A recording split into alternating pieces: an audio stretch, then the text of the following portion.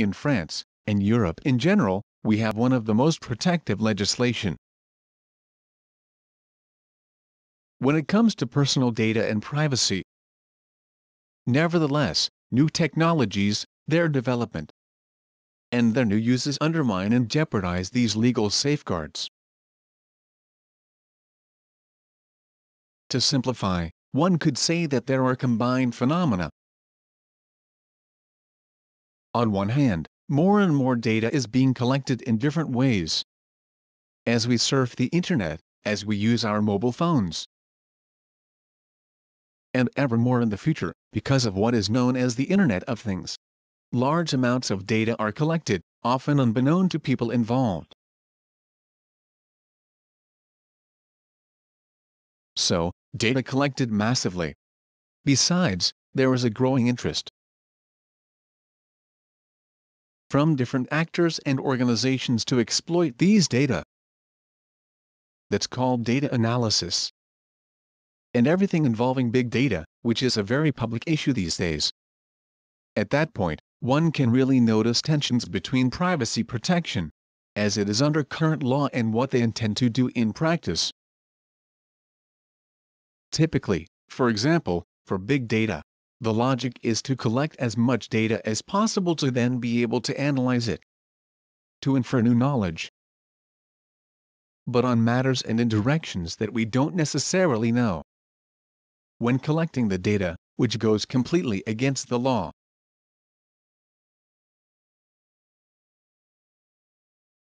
Since currently, in France, and generally in Europe, the collection of personal data must serve specific purposes, which are defined at the time of the collection, and once these objectives are met, the data must be deleted.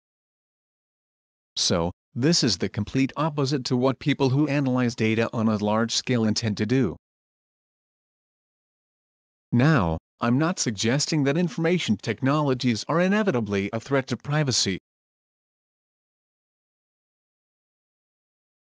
We can also design new technologies aimed to protect privacy, and thus solve the sort of gap about big data that I just evoked. So ultimately, we could consider it as a subject of research on information technology. For example, to solve this large-scale data collection and analyze gap, anonymization techniques may be designed. We know, it is in fact statutory, that personal data protection laws don't safeguard anonymous data, since, by definition, anonymous data is not personal. When exploiting data massively, it is convenient to first anonymize them. But data anonymization is a very complex matter. What is it really anonymous data? This is a very elusive thing to define. So, today, a leading research topic in the field concerns robust anonymization techniques.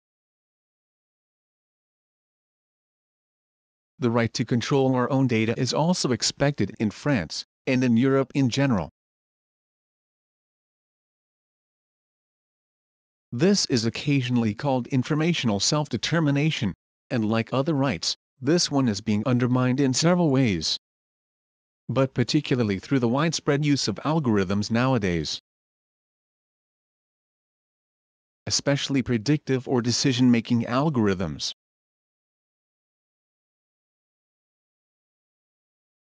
That concerns a wide range of fields and even our everyday activities. For example, when it comes to the field of information, it is well known that, today, more and more people get their information through social media.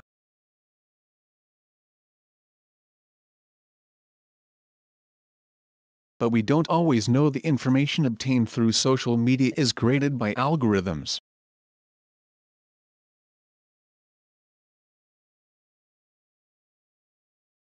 And we don't necessarily know how algorithms work.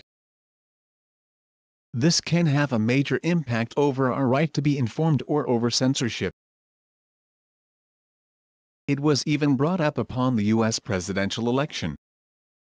Some social media were accused of bias when ranking information. favoring one candidate over another. And these accusations are reinforced as we don't know precisely how these algorithms work.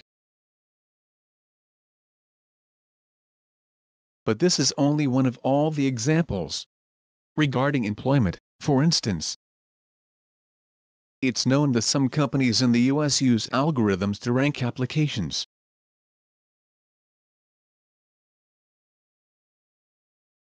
So this allows them to hire people without having to interview. Regarding insurance, we could receive premium offers calculated by user profiling algorithms.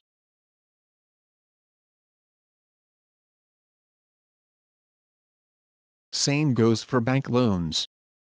More seriously maybe, there is an emerging use of this kind of algorithms in police and judicial matters. As far as police, it's what's known as predictive policing. Many saw the movie Minority Report. And, today, this dystopian kind of scenario is conceivable with the predictive police.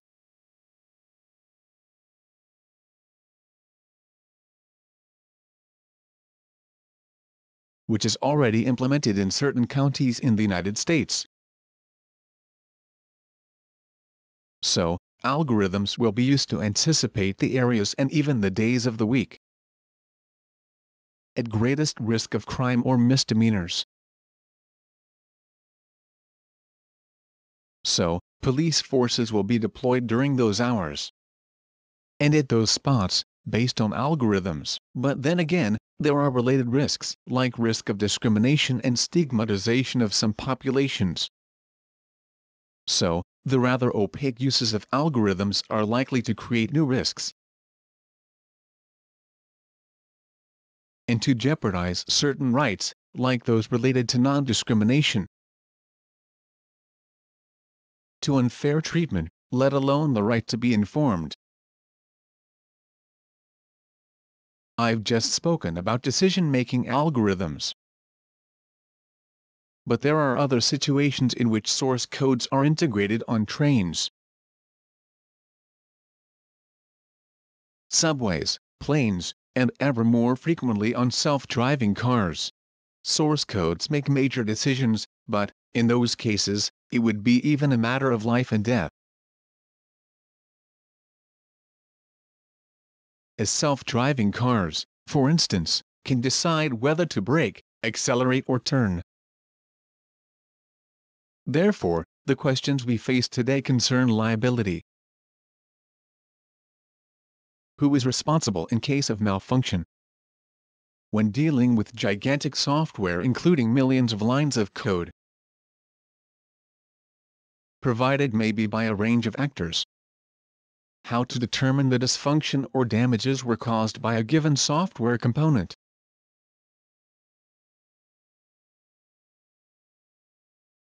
Or generated by a particular subcontractor or supplier? Again, these are complicated issues involving legal notions like liability and compensation. And also technical issues, as we must be able to analyze the concerned logs and to point out the area where the error occurred, and thereby the components and suppliers that must be held responsible. All this shows, as regards linkage between legal and technical matters.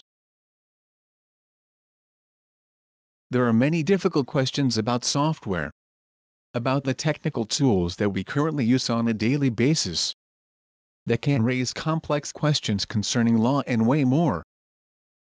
So, one can argue that these are societal or even ethical issues. We hear more and more about robotics in the social context, in the medical field, or even in military activity, which raises ethical questions. Then it's crucial that not only technicians and policymakers understand these issues. The public in general must comprehend them as well. But most importantly, of course, the younger generations, the high school students. It really is an essential point in education today to make it clear that these digital tools and new services bring up truly complex issues.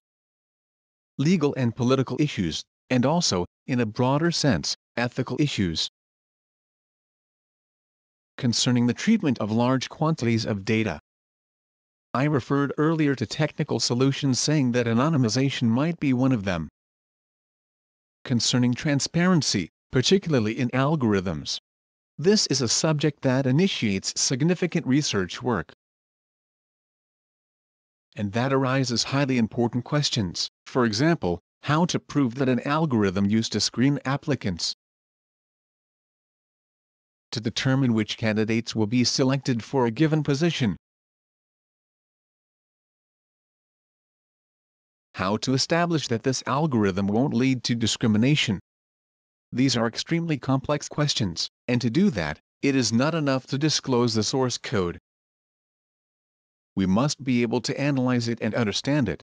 So now, there are movements, what is called explainable AI, or XI.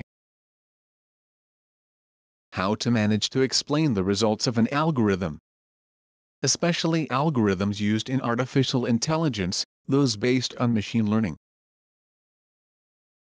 Nowadays, we often use algorithms based on machine learning that are able to make predictions or to establish connections, classifications, ties that are extremely subtle, sometimes highly accurate, but whose results we are unable to explain. That raises major challenges for those who use the results of the algorithms. And, evidently, that also raises certain issues regarding societal and political matters. Can we trust these algorithms in situations in which their results will lead to make important decisions that impact individuals? This also represents an emerging topic nowadays, and I have no doubt that it will become a major issue over the next decade.